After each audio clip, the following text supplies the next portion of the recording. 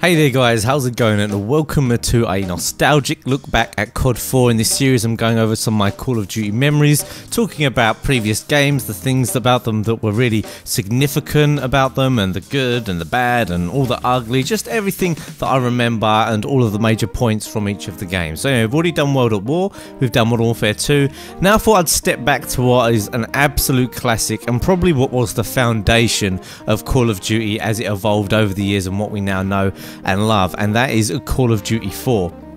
Now, Call of Duty 4 was released in 2007, and the main platforms it was on was Xbox 360 and the PS3. That was the two main platforms that most people played it on, although it was also an extremely successful PC game. But most of us know of the console versions, and for good reason. It was absolutely revolutionary at the time. It's kind of hard to understand now. If you only got into Call of Duty, say, around Black Ops or Black Ops 2, Modern Warfare 3 time, it might be hard to understand how different this game was and how far advanced this was from anything else we'd had before on the consoles. Now, of course, there are other PC shooters out there which were really good and sharp and popular, but number one, this looked much better than anything we'd ever seen before on consoles. For me, it's one of the best looking games on Xbox 360 and PS3. Even at the end of the platform's life cycle, it still stood up graphically, and even now it looks very good graphically compared to some of the modern games. So think about that, and then think about how that would have looked back 7 years ago now. It's crazy to think it was 7 years ago that this came out.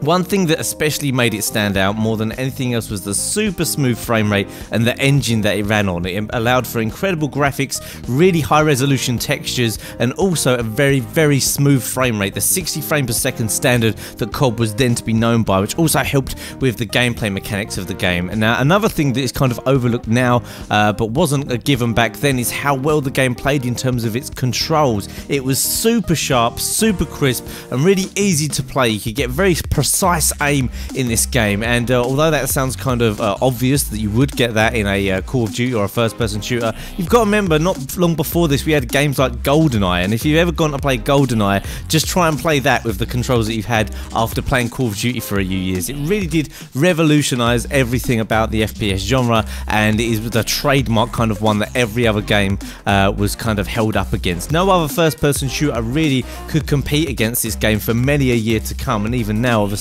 some other games struggle to kind of capture the Call of Duty essence that we all love. So first of all, it was revolutionary. I remember when I first played it, the title I've been playing before this was Resistance: Fall of Man on PS3, which, although I find extremely fun, this was just a whole different ball game. One of the other main things I noticed as well, and that I remember first of all, is thinking how cool this game was. You know, it just seemed so cool. The military theme, and obviously the realistic military theme, the realistic sounding guns, the really cool characters like Soap, the single player campaign, which was epic. Everyone will remember their first time taking on that training phase and thinking, damn, that was really cool. And just in general, console players hadn't had anything quite like this, and it was the beginning of what was going to be an epic run for Call of Duty on that generation of systems, and hopefully into the future as well. So what was in the game? Well, there was actually quite a lot in the game. Another main focus and main kind of notable point of this game is that it was one of the first-person shooters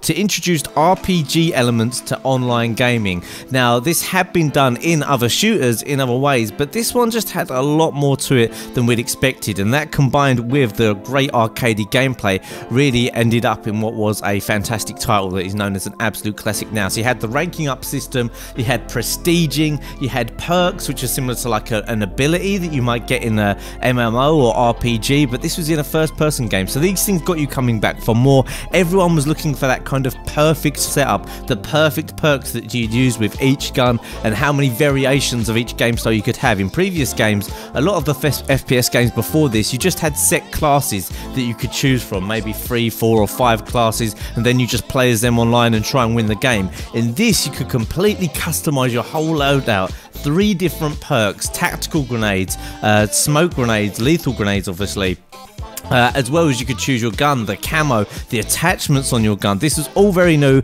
very customizable, and was very fun. So there's all of those kind of things which kind of relate to how revolutionary this game was in terms of how it played and what it did. But in terms of memories for me personally, I remember obviously just loading this up for the first time ever on my PS3, just being blown away by the graphics. This is the main game that got me into YouTubing as well. I saw some people recording, Dazzle gameplay it was back in the day, and recording over it, like Blame Truth and XCal, and just while browsing YouTube, because YouTube was a very new site back then, I remember I would see Grizz montages and things like this, and it would really inspire me to want to actually record it myself, because I thought the game looked so good, and it was cool to see that game then on the computer screen, which, although sounds really like obvious and something we take for granted now, back then to get gameplay from like a console or your TV then onto your computer was a new thing, and was a thing that had only been really available for major media outlets to do with expensive equipment. But then the HD PVR came out, obviously the Dazzle before that, but that wasn't quite the HD quality that they're used to now.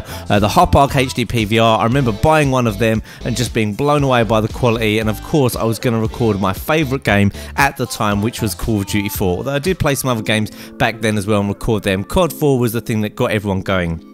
So when this game came out, and the year or two after that, gameplay commentaries did get very popular on YouTube. Although I say very popular, by today's standards they were hardly, got any views at all, but by those days standards you would get thousands of views on one video, and that would seem like quite a lot. I remember some of my first videos got a few hundred views, and I thought, wow, that's pretty cool. And then after a couple of months I started to see a few thousand views on videos, and then that was really starting to like blow me away, the fact that I could get thousands of people just watching me playing a game and then talking over it.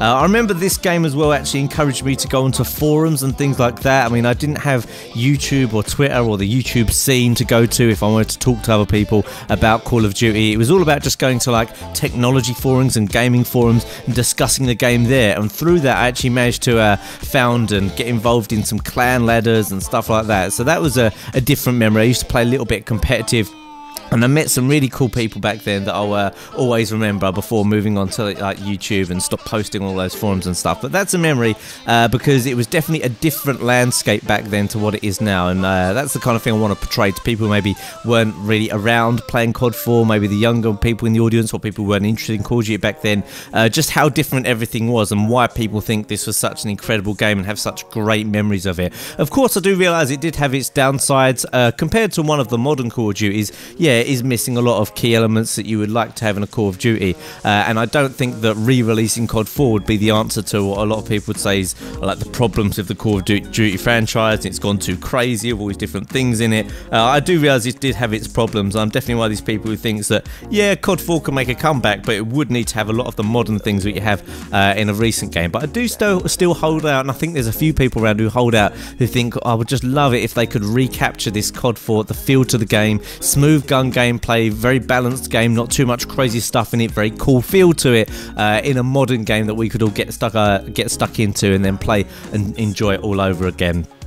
Some of the downsides were that obviously it had stopping power. Back then every Call of Duty had stopping power, or every Call of Duty from this. I mean, in the modern Call of Duty games you think of stopping power as not being in them, and I think it's great that they took stopping power out of the game, but it was in this one and it made it a bit of a difficult decision because it meant that everyone would run stopping power instead of the other perks. However, that did mean that people wouldn't run cold-blooded, which was a major thing. You had the 3, 5 and 7 kill streaks, so the UAV was up a lot of the time in Call of Duty 4, and hardly anyone would run cold-blooded or UAV jammer, I think it might have been called back then, which meant the game kept its fast pace. So although I don't really like the idea of stopping power in Call of Duties, if you put it in the perk slot as cold-blooded and mean that people can only have one or the other, that actually I think would be kind of beneficial, because I mean, even though stopping power in the game, they've still got to actually hit you with the bullets, so their accuracy has to be kind of decent to deal with that.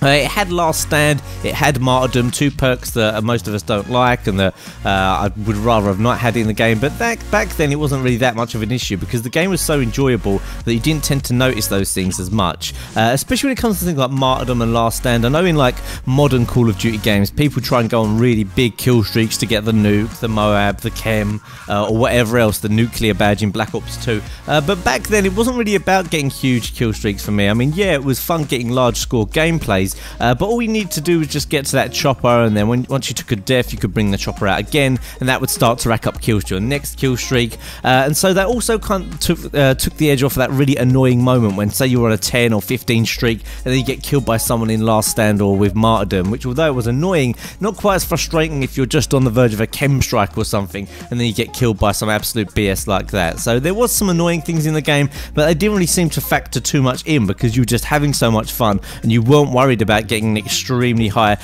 maybe getting an extremely high kill streak, maybe a 15 kill streak or something to unlock something, which would be in some of the later CODs. All you had to get was that 7 to get the best thing that you could possibly get in the game, and the rest of it was all down to gun skill.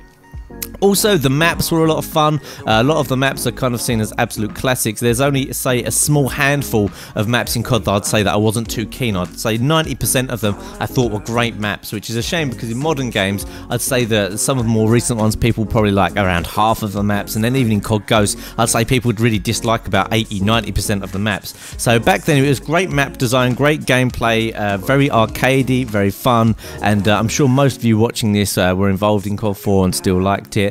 You can still play it on PC, actually. It's kind of popular on PC, and even on Xbox 360 I've jumped back on there and you can have a play of it. It doesn't quite hold up now to modern standards, but you can't forget, an absolute classic of the game, changed the face of gaming and FPS shooters, and it even changed the face of gaming on YouTube, because this is one of the games that really helped YouTube blow up in terms of gaming, and then obviously in the future World at War, and then eventually Modern Warfare 2, which I said in my last video was the game that really brought things to a head in terms of the YouTube community. It really made things go into millions of views and all that kind of thing. So I hope you enjoyed this video, guys. Don't forget to smash the like button if you like this video, and of course you can suggest which Call of Duty you'd like me to make a nostalgic kind of look back on next, and I'll look into doing so. Of course, if you're looking for cheap PC games as well as Xbox Live points and PSN credit, you can check the G2A links down in the description below. Very quick and reliable Steam and Origin codes I send you for an absolute bargain prices, and it supports me and my channel if you actually buy your games from there. So that's it for this video, guys, and I'll see you next time.